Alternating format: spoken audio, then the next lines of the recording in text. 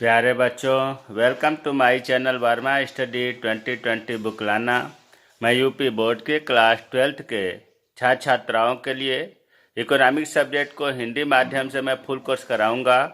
यदि आप full course करना चाहते हैं तो मेरे चैनल को सब्सक्राइब कीजिए और बेल आइकन को प्रेस करना ना भूलें, ताकि जो भी वीडियो मैं अपलोड करूं उसका नोटिफिकेशन आपको सबसे पहले मिल सके। प्यारे बच्चों, व्यष्टि अर्थशास्त्र पढ़ाया जा चुका है। समष्टि अर्थशास्त्र में चैप्टर दूसरा चल रहा है, राष्ट्रीय आय का लेखांकन। इसमें जो है आज वीडियो 11 है, पार्ट 11 है।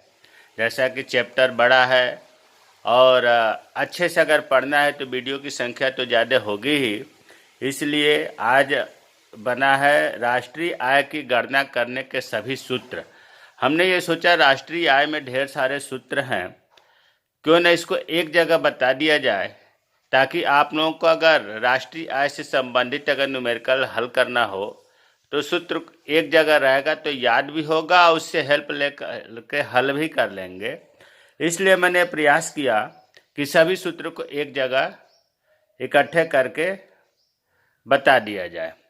प्यारे बच्चों, अगला वीडियो जो होगा वो राष्ट्रीय आय की गणना करने के संबंधित न्यूमेरिकल्स होंगे, जो उसके साथ ही राष्ट्रीय आय का लेखांकन पाठ पूरा हो जाएगा। तो आइए हम लोग सूत्रों को देखते हैं। जैसा कि राष्ट्रीय आय की गणना करने की 3 विधि बताई गई थी, उत्पादन विधि या मूल्य वृद्धि विधि, वैल्यू एडेड मेथड। मूल्य वृद्धि विधि को जब हम इसमें दिए गए सूत्रों से हल करते हैं तो हमें मिलता है GDP at MP, gross domestic product at market price. इसी को कहते हैं gross value added at market price. और जब ये निकल जाता है तो फिर हम एनएनपीएफसी अर्थात राष्ट्रीय आय निकाल लेते हैं। यहाँ यह ध्यान देना है कि सूत्र से जीडीपी एट एमपी या जीबी एट एमपी निकलता है। एनएनपीएफसी जो राष्ट्रीय आय कहते हैं वो नहीं निकलता है। जीडीपी एट एमपी का सूत्र है उत्पाद का मूल्य माइनस मध्यवर्ती उपभोग। मध्यवर्ती उपभोग का मतलब कि हम कितने में माल खरीदा, कच्चे माल की लागत या लागत भी कहीं लिखा रहता है। देखिए, जब सवाल आप देखेंगे तो इसमें कुछ शब्द इधर उधर होगा, लेकिन आप थोड़ा सा ध्यान देंगे ना तो समझ में आ जाएगा। जैसे मान लीजिए मध्यवर्ती उपभोग की जगह पर दे देगा कच्चे माल की लागत, तो यही चीज़ है, या ये दे देगा केवल लागत, तब भी यही चीज़ है। अगर मान लो उत्पाद का मूल्य नहीं दिया है तो बिक्री और स्टॉक में परिवर्तन दिया होगा। स्टॉक में परिवर्तन निकालने के लिए अंतिम स्टॉक माइनस प्रारंभिक स्टॉक, जब हम क्लोजिंग और ओपनिंग स्टॉक में माइनस कर देते हैं तो स्टॉक में परिवर्तन या स्टॉक में वृद्धि निकल जाता है। और बिक्री में स्टॉक में परिवर्तन जोड़ देंगे तो उत्पाद का मूल्य मिल जाता है। कभी कभी ऐसा होता है कि उत्पाद का मूल्य भी नहीं दिया है और बिक्री भी नहीं दिया है, तो फिर P इंटू Q दिया होगा। P का मतलब हो गया प्रति इकाई कीमत, प्राइज, और Q का मतलब हो गया बेची गई इकाइयाँ, क्वांटिटी। तो जब हम प्राइज में क्वांटिटी का गुणा करेंगे तो बिक्री निकल जाएगा, और बिक्री में स्टॉक में परिवर्तन जोड़ देंगे तो उत्पाद का मूल्य निकल जाएगा। तो जैसी स्थिति होती है वैसे हम, लेकिन सूत्र यही लागू होगा। दूसरा सूत्र जो राष्ट्रीय आय की गणना करने की विधि थी, आय विधि, जिसको हम इनकम मेथड करते हैं। इनकम मेथड में इन सूत्रों से जब हम निकालते हैं तो एनडीपी एट एफसी निकलता है, और राष्ट्रीय आय को एनएनपी एट एफसी कहते हैं। तो एनडीपी एफसी जब मालूम हो जाता है तो फिर हम एनएनपी एट एफसी पर पहुंच जाते हैं, निकाल लेते हैं। जबकि मूल्य वृद्धि विधि में जीडीपी एट एमपी मिला था, यहाँ एनडीपी एट एफसी मिलेगा। इसका सूत्र है कर्मचारियों का पारिश्रमिक प्लस परिचालन अधिशेष प्लस स्वनियोजितों की मिश्रित आय। अब कभी कभी केवल मिश्रित आय दिया रहता है, तब भी आप इसी को मानेंगे। अब इनके बारे में विस्तृत रूप से यहाँ बताना संभव नहीं है, ये पिछले वीडियो में जब राष्ट्रीय आय शुरू हुआ उसमें सब चीज़ बढ़िया से उदाहरण सहित बताया गया है। यहाँ तो केवल हम सूत्र एक जगह बता करके रिमाइंड करवा रहे हैं। अब स्वनियोजितों की मिश्रित आय क्या है, परिचालन अनुशेष क्या है, ये सब संभव नहीं है बताना। अब आते हैं कर्मचारियों का पारिश्रमिक अगर नहीं दिया है तो ये घटक दिए गए होंगे। मजदूरी तथा वेतन दिया गया होगा, किस्म के रूप में भुगतान, काइंड के रूप में भुगतान, सामाजिक सुरक्षा में नियोजकों का योगदान, सामाजिक सुरक्षा में नियोक्ताओं का योगदान। अब इनको जब हम जोड़ देंगे तो कर्मचारियों का पारिश्रमिक मिल जाएगा। हाँ, सवाल में कोई ज़रूरी नहीं कि 3 घटक है तो तीनों होगा। अगर केवल मजदूरी तथा वेतन है तो इसको पारिश्रमिक की जगह पर लिखेंगे। अगर 2 दिया है तो दोनों को जोड़कर लिखेंगे, 3 दिया है तो तीनों को जोड़कर लिखेंगे। तो ये आपको क्लियर हो जाना चाहिए कि कर्मचारियों का पारिश्रमिक अगर नहीं दिया है तो इनको खोजेंगे और इनको जोड़ करके इसके जगह पर लिखेंगे।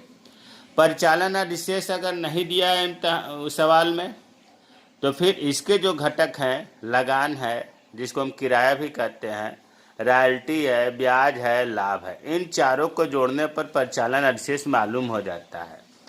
और कभी कभी ऐसा भी होता है कि लाभ जो है नहीं दिया है तो लाभ भी 3 घटकों से मिलकर बनना है। लाभांश, निगम कर को ही निगम लाभ कर कहते हैं जो लाभ पर टैक्स लगता है, अवितरित लाभ, इसी को निगम बचत कहते हैं। तो जब हम तीनों को जोड़ेंगे तो लाभ निकलेगा और लाभ में हम इन चारों को जोड़ेंगे तो परिचालन अधिशेष निकलेगा।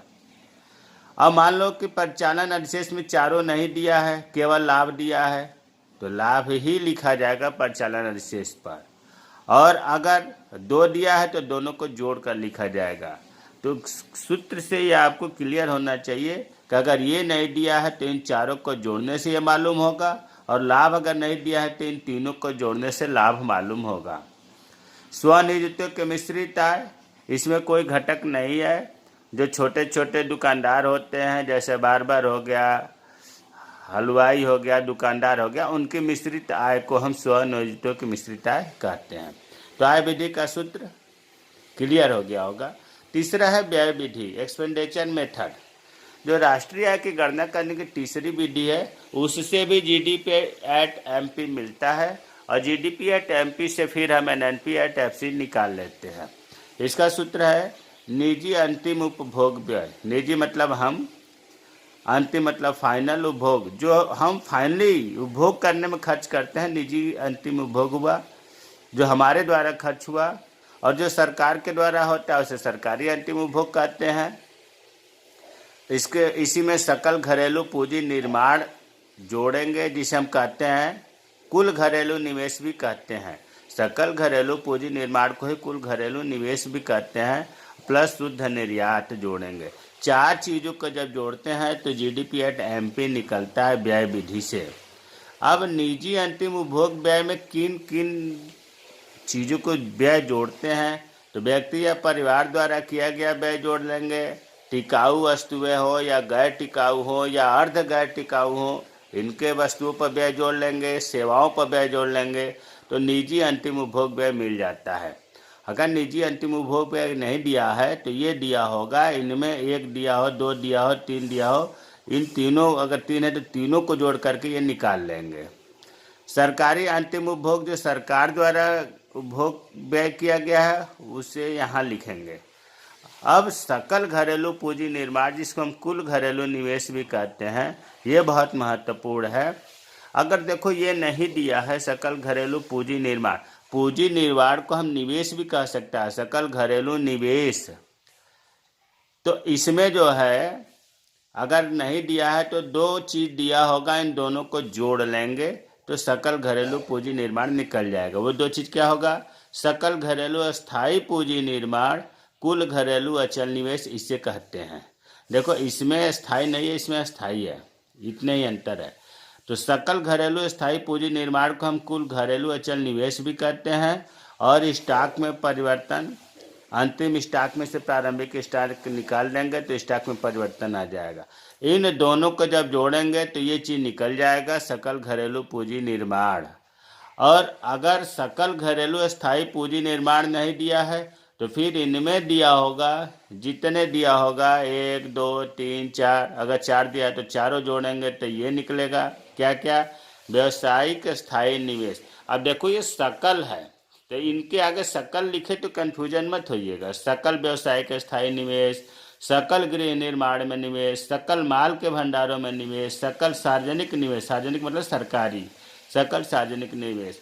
तो इन चारों को या जो भी इनमें से दिया होगा उनको जोड़ने पर सकल घरेलू स्थायी पूंजी निर्माण निकल जाता है।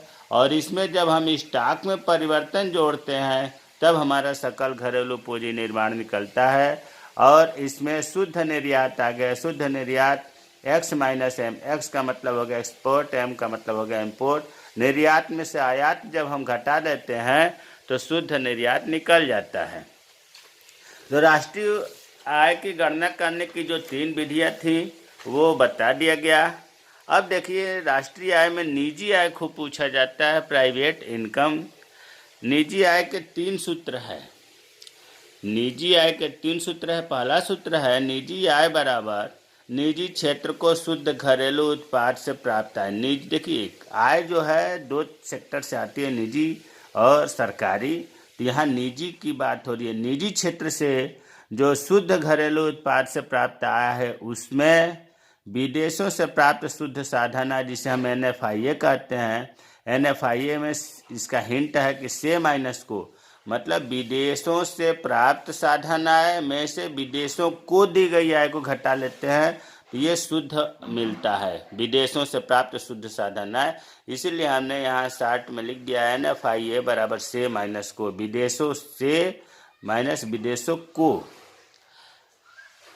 इसमें राष्ट्रीय ऋण पर ब्याज जोड़ते हैं, सरकार से प्राप्त वर्तमान चालू हस्तांतरण फ्री की कमाई जोड़ते हैं, शेष विश्व से प्राप्त शुद्ध वर्तमान चालू हस्तांतरण, शेष विश्व से, इसको भी निकालने के लिए से माइनस को करते हैं। मतलब विश्व से और विश्व को, इनका जब अंतर निकालेंगे तब ये शुद्ध वर्तमान चालू हस्तांतरण निकलेगा। दूसरा सूत्र है निजी आय का। NDPFC में सार्वजनिक क्षेत्र मतलब सरकारी क्षेत्र की आय को माइनस करेंगे और प्लस बाकी ये जो 3 बचे हैं इनको जोड़ देंगे। राष्ट्रीय ऋण पर ब्याज जोड़ देंगे, सरकार से प्राप्त वर्तमान हस्तांतरण जोड़ देंगे, शेष विश्व से प्राप्त शुद्ध वर्तमान हस्तांतरण जोड़ देंगे। तीसरा सूत्र है निजी आय का।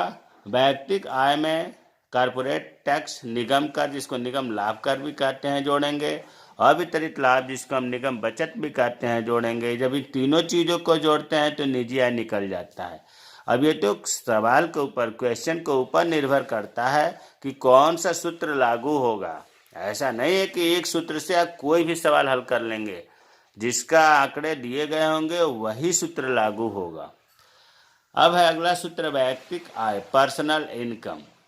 वैयक्तिक आय बराबर निजी आय में से जब हम निगम कर जिसको हम निगम लाभ कर भी कहते हैं माइनस करेंगे और अवितरित लाभ जिसको निगम बचत भी कहते हैं यह भी माइनस करेंगे तो वैयक्तिक आय, व्यक्तिगत आय, पर्सनल इनकम निकल जाता है।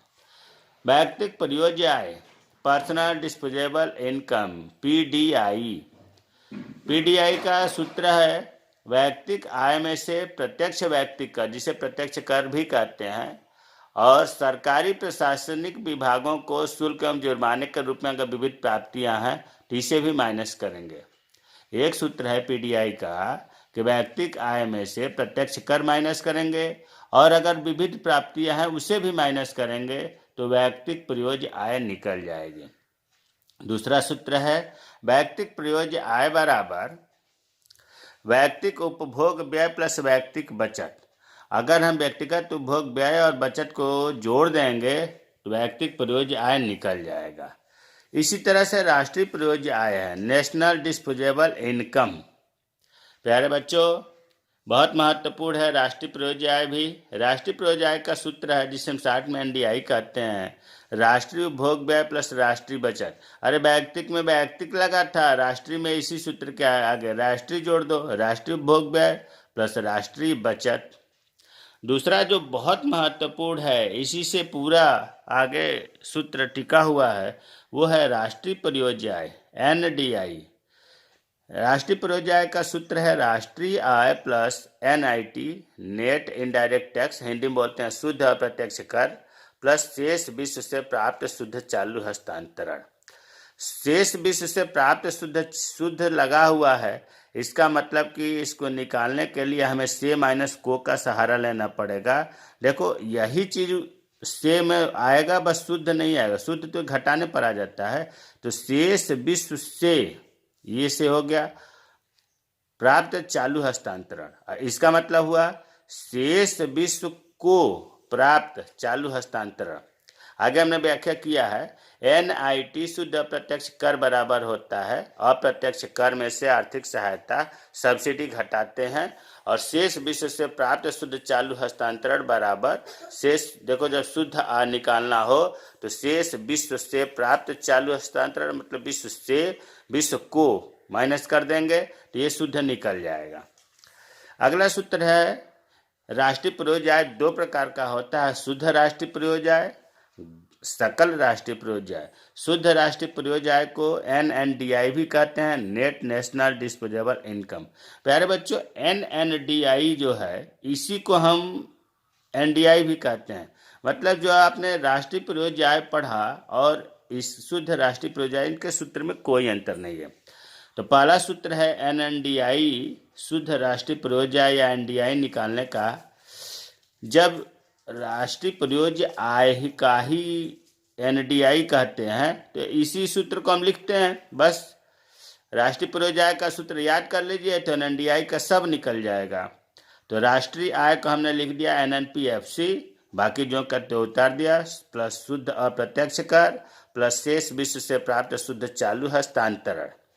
अब आगे जो है NNPFC जो दूसरा सूत्र बनेगा NNDI या NDI बराबर NNPFC में अगर हम NIT जोड़ते हैं तो ये MP में बदल जाता है, बाकी जो करते हैं उतार देंगे।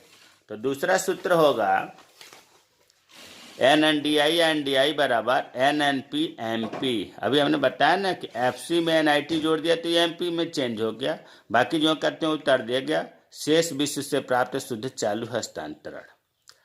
अब जो है तीसरा सूत्र है NNDI या NDI बराबर GNDI, ग्रास में से। जब ग्रास होता है तो आपको पता है कि ग्रास में से डिप्रिसिएशन मूल्यह्रास घटाते हैं तो N नेट निकलता है, तो N का मतलब हो गया नेट, और इस नेट को प्राप्त करने के लिए ग्रास में से मूल्यह्रास घटा दिए, तो एक सूत्र ये भी हो गया GNDI में से मूल्यह्रास घटा दिए। अब है सकल राष्ट्रीय प्रयोज्य आय, gross national disposable income, GNDI। GNDI जब हम G को प्राप्त करना है, ग्रास को प्राप्त करना है, तो नेट में हम डिप्रिसिएशन मूल्यह्रास जोड़ देंगे, तो एक सूत्र यही हो गया GNDI बराबर NNDI प्लस मूल्यह्रास। दूसरा सूत्र है GNDI। अब देखो पहले वाले सूत्र को NNDI का हम सूत्र लिखे हैं और लास्ट में मूल्यह्रास को जोड़ दिए हैं, क्योंकि पहले सूत्र से दूसरे का निर्माण हो रहा है। तो NNDI का सूत्र क्या था? NNPFC प्लस NIT प्लस शेष विश्व से प्राप्त शुद्ध चालू हस्तांतरण, इतना था NNDI का सूत्र, और ये लास्ट में मूल्यह्रास जोड़ दिया, तो दूसरा सूत्र बन गया। अब तीसरा सूत्र, जब NNPFC में NIT जोड़ेंगे तो NNPMP होगा, तो NNPMP बाकी आगे का उतार दिया, प्लस शेष विश्व से प्राप्त शुद्ध चालू हस्तांतरण प्लस मूल्यह्रास। अब ये NNPMP में अगर हम मूल्यह्रास जोड़ दें तो डिप्रिसिएशन जोड़ने पर G हो जाता है, तो वही चीज़ लिखा है GNP@MP प्लस शेष विश्व से प्राप्त शुद्ध चालू हस्तांतरण। मूल्यह्रास यहाँ जोड़ा गया था तभी तो G हुआ। तो सकल राष्ट्रीय प्रयोज्य आय का 4 सूत्र बनते हैं। प्रति व्यक्ति आय PCI पर कैपिटा इनकम, कुल राष्ट्रीय आय में हम कुल जनसंख्या से भाग देते हैं तो प्रति व्यक्ति आय निकल जाती है।